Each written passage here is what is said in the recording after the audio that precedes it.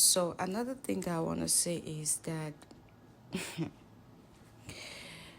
I've always been coming to the state of Texas, right? Even the first time I moved into the state, I did not feel the spiritual warfare.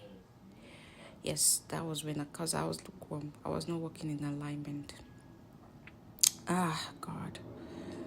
We we want to know where God wants to plant us, especially when it comes to you moving, buying a house.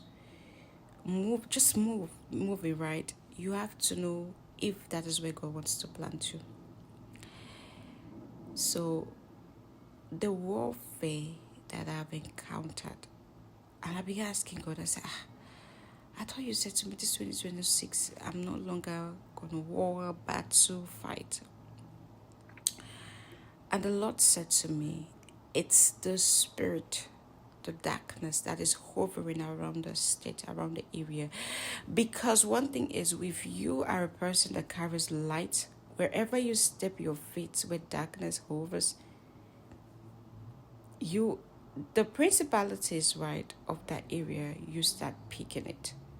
The sense that somebody has actually stepped in, a new person has stepped in, somebody different. That is why you see people, like I said in my previous video, that when I stepped my feet into Tennessee, there was a hovering that I picked up in the spirit without knowing. Some men of God have actually preached about it because I didn't even know what that was. A lot of people change out of proportion. A lot of men, women pick traits that were never theirs, characters and habits, and they start living under the influence, and they don't even know that those influences are demonic.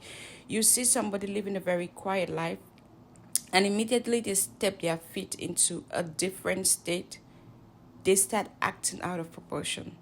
They start hanging. There's just this bad influence that just possesses them, and they can't even stop, right?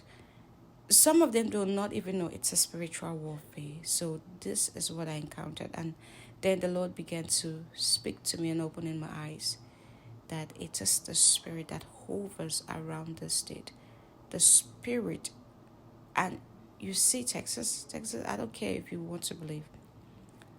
Texas has a spirit, not just Texas, a lot of these American states, they have the spirit of promiscuity.